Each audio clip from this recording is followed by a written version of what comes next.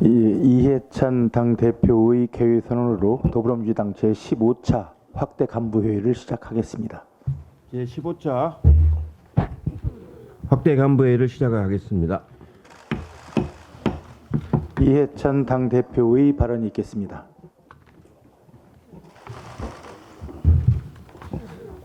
그동안 우여곡절 끝에 내일 6월 임시국회가 열리게 되었습니다. 국회 파행 77일 만에 열리는 임시국회입니다.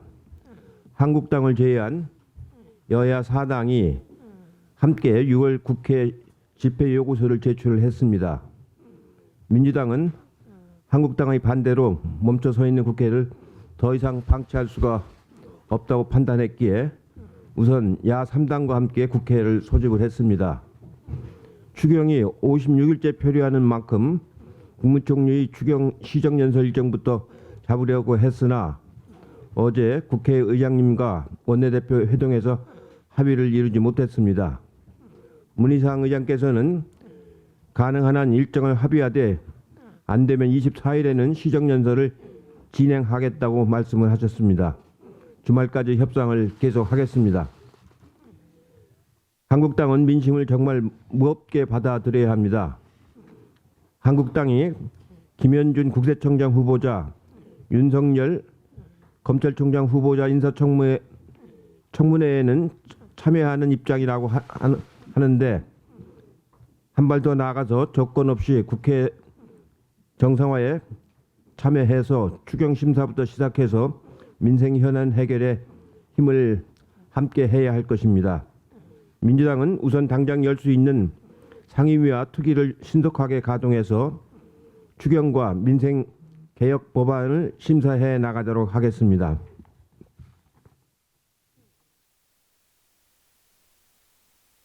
시진핑 국가주석이 20일, 21일 북한을 방문한다고 합니다. 이번 회담은 김정은 위원장과 시진핑 주석의 다섯 번째 회담입니다. 중국 당국은 이번 방북으로 한반도 문제의 정치적 해결 프로세스가 일단 진전을 보일 것이라는 기대를 밝혔습니다. 이는 한반도 비핵화와 대화의 중재 의지를 피력한 것으로 생각이 됩니다. 최근 문재인 대통령이 스톡홀름 제안을 발표하고 트럼프 대통령과 김정은 위원장 간의 친서 외교가 재개되고 북한이 이호 여사를 조문하는 등 비핵화 협상과 남북관계 새 국면이 열리고 있습니다. 1년의 흐름에서 각국 정상 간 변함없는 신뢰와 지속적인 대화 의지가 두드러집니다. 이번 북중 정상회담이 G20 미중 정상회담, 트럼프 대통령의 방안을 통해서 계속 발전해서 남북 정상회담, 북미 정상회담이 이루어지기를 기대를 하겠습니다. 이상입니다. 예, 다음은 박주민 있겠습니다. 예, 윤석열 검찰총장 후보에 대한 인사 발령안이 국무회의를 통과함에 따라 조만간 인사청문회 요청서가 국회로 올 것으로 보입니다. 문재인 정부 2기 검찰총장의 첫 번째 과제는 바로 검경수사권 조정을 비롯한 사법개혁을 힘있게 추진하는 것일 것입니다. 국민의 눈높이에 맞춰 검찰 등 여러 제도들을 개혁해야 합니다.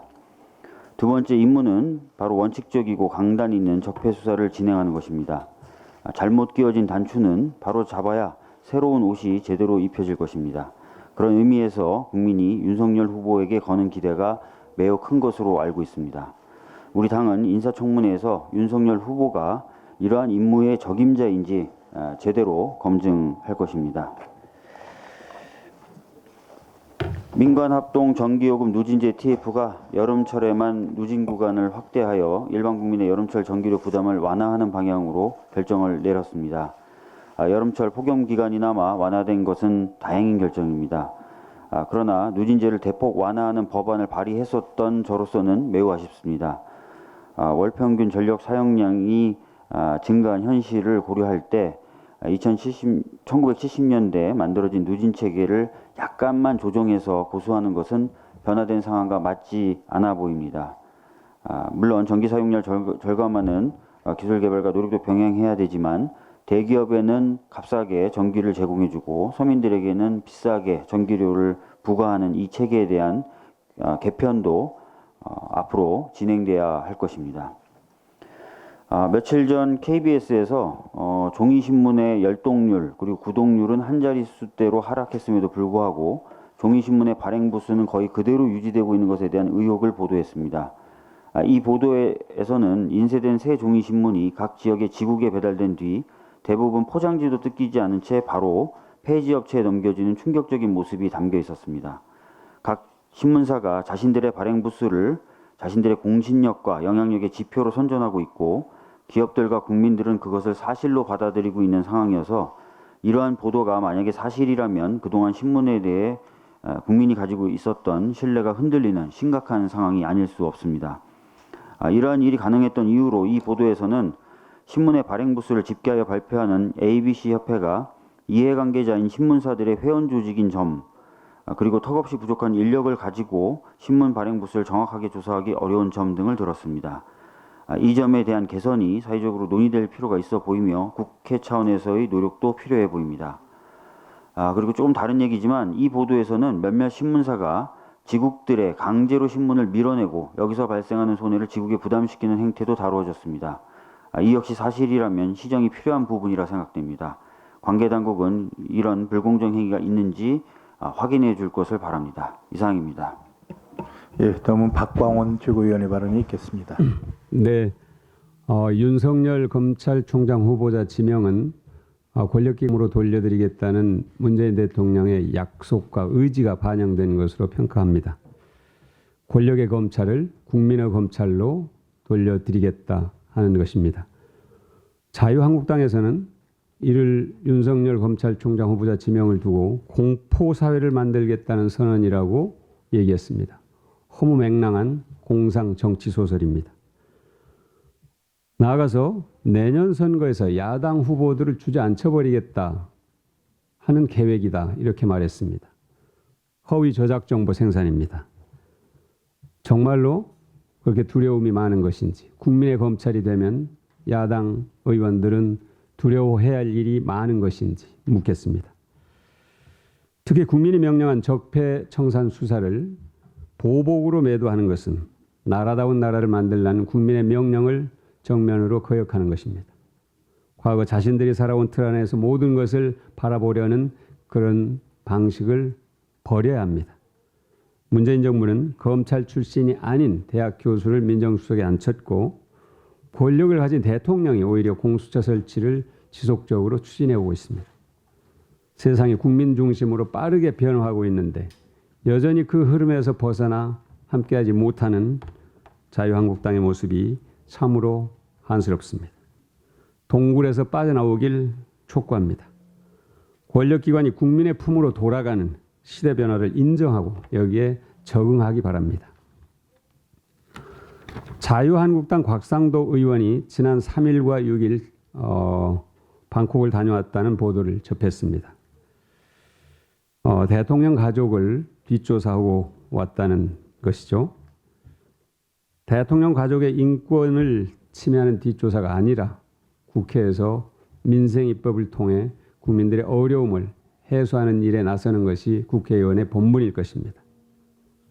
청와대에서 대통령 자녀의 부동산 증여나 매매 과정 또 해외 체류와 관련해서 단 하나의 불법이나 탈법이 없었다는 점을 지속적으로 성명하고 있음에도 불구하고 대통령을 공격하기 위해서 어린 손주의 학적부를 뒤져서 공개하더니 급기야 외국에 있는 학교까지 가서 뒷조사를 했습니다.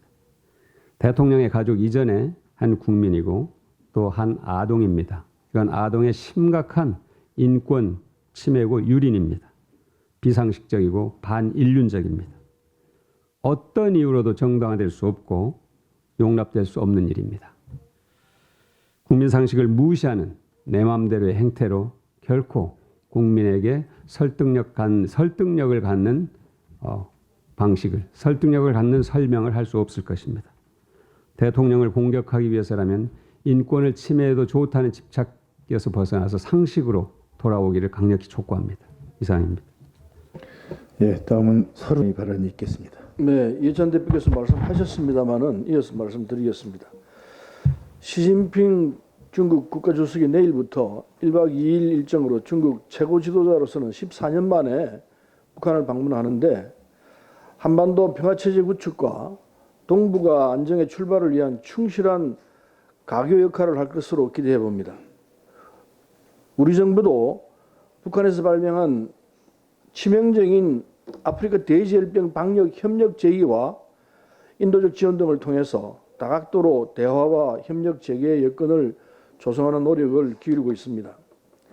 이러한 노력이 마중물이 되어서 금강산 관광과 개성공단 가동 재개를 위한 접촉이 이어지기를 바랍니다. 지금이 한반도 평화의 불씨를 다시 살릴 수 있는 절호의 기회라는 말씀을 드립니다. 만약 이달 말 트럼프 대통령의 방한 계기를 잘 살리지 못할 경우 북미 협상 교착이 상당 기간 이어질 우려도 있는 만큼 남북 정상 간 한 라인을 포함한 남북, 한미, 한중 간 긴밀한 대화와 협력으로 돌파구를 만들려는 노력에 최선을 다해야 할 것이라고 봅니다. 이상입니다. 예, 김혜영 최고위원입니다. 최저임금 결정 시한이 얼마 남지 않았습니다. 많은 중소기업과 자영업자들이 경영 여건상 최저임금 지급에 어려움을 호소하고 있습니다. 경기 하방 위험이 높아지는 시점에서 이번 최저임금은 최대한 동결에 가깝게 결정되어져야 할 것입니다. 이로 인한 저소득 노동자의 소득 확대 대책으로는 정부의 재정적 여력을 고려하여 재정적 지원의 방법으로 풀어가야 합니다.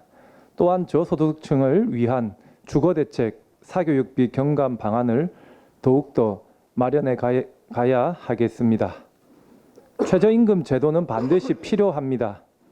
계약 자유의 원칙에도 불구하고 노동자의 최저생활 보장을 위해 헌법에서 그 근거를 규정하고 있는 최저임금은 최저임금법상 최저임금위원회의 심의 의결과 노동부 장관의 결정을 통해 정해집니다. 최저임금 결정으로 노동자에게는 최저임금 이상을 지급받을 수 있는 권리가, 사용자에게는 최저임금 이상을 지급할 의무가 부여됩니다. 즉 많은 국민의 권리 의무를 직접적으로 발생시킵니다. 더군다나 최저임금 위반에 대해서는 징역형까지 가능한 형벌이 부과됩니다. 하지만 이러한 최저임금 결정 과정에서 국회는 어떠한 역할도 없습니다. 최저임금 결정에 있어 국회의 책무를 규정하는 부분에 대한 논의가 있어야 할 것입니다. 이상입니다. 네, 이현 최고위원의 발언이 있겠습니다. 예, 국회 기획재정위원회가 26일 국세청장 후보자 인사청문회 개최를 합의를 한 것은 그나마 꽉 막힌 국회 상황에서 다행이라고 볼 수 있지 않나 생각합니다. 그런데 어제 문희상 국회의장과 여야 3당 원내대표 회동에서 자유한국당의 경제청문회 개최 또 패스트트랙 사과 요구로 의사일정 합의가 불발되었습니다. 자유한국당의 정상화 조건 돌려막기식 또는 골라잡기식의 이런 좀 스스로 돌파구를 마련하지 못해서 돌고 도는 이런 모습은 상당히 안타깝습니다. 황교안 대표와 자유한국당의 국회 파업을 즉각 멈추고 6월 국회 정상화에 동참할 것을 다시 한번 촉구합니다. 지금 미세먼지 대응과 또 산불, 포항지진 재난 지원 등 6조 7천억 원 규모의 추경 예산안과 유치원 산불을 비롯한 민생 개혁 법안 처리는 더 이상 미룰 수 없는 정말 국민적인 요구 사항입니다. 더불어민주당은 모든 상임위원회와 특위를 풀 가동해서 일하는 국회를 추진할 것입니다. 한 가지만 더 말씀드리겠습니다. 오늘이 유엔이 정한 세계 전시 성폭력 추방의 날입니다. 유엔은 국제적인 평화 안보 유지와 성폭력을 전쟁 무기로 사용하는 것을 금지하는 안보리 결의안 1820호가 채택된 날을 기념해서 종식되지 않은 전시 성폭력 추방을 위한 국제사회의 노력을 촉구하고자 지난 2015년부터 매년 6월 19일을 세계 전시 성폭력 추방의 날로 지정을 했습니다. 이날을 맞이해서 그 생존자들께 존경의 마음을 보내고 또 용감하게 헌신하고 있는 모든 분들께 경의를 표합니다. 한국 또한 2차 세계대전 당시에 군 성노예로 강제 동원된 일본군 위안부 피해자 문제가 있고 또 5.18 광주민주화운동 당시 계엄군에 의한 성폭력이 증언된 바가 있습니다. 일본군 위안부 문제 정의로운 해결을 비롯해서 전시 성폭력 문제 종식을 위해서 한국 정부와 국회는 더 많은 노력을 기울일 것입니다. 이상입니다. 예, 다음은 이수진 있겠습니다. 자유한국당은 말돌리기, 억지 주장을 멈추고 국민의 목소리에 귀 기울여 주시길 바랍니다. 국회가 멈춰있는 모습에 국민들은 고개를 돌리고 있습니다. 국민들이 더 이상 정치 불신, 정치 외면하지 않도록 비정상을 정상으로 되돌려야 합니다. 우정노조가 7월 9일 총파업을 예고했습니다. 집배노동자 2,000명 증원과 주 5일 근무에 합의했지만 사측은 경영위기를 핑계로 이행하지 않았다는 것입니다. 작년 한 해만 25명의 집배원이 안전사고, 과로, 암 등으로 사망하는 사건이 일어나 노조는 더 이상 죽음의 행렬은 막아내야 한다는 선포라고 보여집니다. 학교 비정규직 역시 총파업을 예고하고 나섰습니다. 100명의 노조조합원은 정규직 대비 80% 임금과 공공부문 비정규직 정규직화를 요구하며 집단 삭발을 하기도 했습니다. 제마다 생계를 유지하는 사연이 다른 엄마들의 절규가 안타까울 따름입니다. 이 밖에도 파업을 예고하거나 진행 중인 곳이 여럿 있습니다. 우리는 파업이라고 하면 당장 서비스가 멈추게 되는 그런 불편함을 떠오르게 됩니다. 노동자는 최후의 수단으로 파업을 강행하는 것이겠지. 어찌됐든 시민들이 파업으로 인한 불편함을 최소화시키는 것이 맞는 것입니다. 많은 어려움 속에서도 서로 협조하고 대화해서 최대한 방안을 마련하는 것이 가장 중요할 것 같습니다. 경제사회 전반에서 일어나는 갈등을 위해 노사정은 물론이고 우리 당도 국민의 여론을 귀담아 듣고 지혜롭게 풀어나가는 데 일조하도록 최대한 노력을 기울이겠습니다. 이상입니다. 예, 다음은 이현의 발언이 있겠습니다. 할 일은 하지 않고 지역을 들쑤시고 다니는 자유한국당의 행태가 도를 넘고 있습니다. 그저께 국회 산자위 소속 자유한국당 의원들이 한국전력 본사를 방문해서 한전공대 추진을 중단하거나 늦춰야 된다고 주장했다고 합니다. 이들은 지역까지 내려와서 대통령 공약 사업인 한전공대 설립을 문제 삼는 이유는 내년 총선을 앞두고 지역 전략 산업들을 정략적으로 이용해서 지역 갈등을 부추기려는 불순한 의도가 담겨 있다고 판단됩니다. 자유한국당은 이런 한심한 작태를 당장 멈추고 입맛 둥은 카드나 만지작거리지 말고 조건 없이 국회에 등원해서 추경심의 등 민생 현안 처리에 적극 협조하시기를 다시 한번 촉구합니다. 간단히 한 말씀 더 올리겠습니다. 홍콩에서 지금 진행되고 있는 검은대행진 집회에 님을 위한 행진곡이 울려 퍼졌다고 합니다. 이제 아시아에서 님을 위한 행진곡은 민주주의의 상징곡으로 이렇게 자리매김하고 있는 것 같습니다. 국가보훈처에서는 더 이상 미루지 말고 5.18 지정곡으로 님을 위한 행진곡이 지정될 수 있도록 조속히 법적 절차에 착수해 주시기 바랍니다. 이상입니다. 예, 다음은 전용기 전국의 발언이 있겠습니다. 네. 정년 연장에 대한 각계각층의 목소리가 많이 나오고 있습니다. 정부와 당에서는 합리적인 방법을 강구하고자 TF도 구성하며 정년 연장 이슈에 신중을 기하고 있습니다. 자칫 청년 세대가 앞장서서 세대 갈등을 부추기는 것으로 비춰질까, 시대개혁의 의지가 없는 것으로 비춰질까, 합리적인 방법으로 진행될 것이라 믿고 지켜보았지만 일각에서 점차 노동개혁이 빠진 시대 변화에 대한 정년 연장만을 요구하는 것을 보았습니다. 시대가 변하고 있고 청년들이 앞으로 걱정해야 할 것은 자신의 일자리뿐만 아니라 부모님 세대의 일자리 문제도 걱정해야 할 그런 시대가 오고 있습니다. 인구 절벽과 노동 수요의 충족 문제로 정년 연장은 피할 수 없는 것이라는 것 또한 잘 알고 있습니다. 하지만 지금 대한민국의 노동 환경에서는 정년 연장은 시기상조입니다.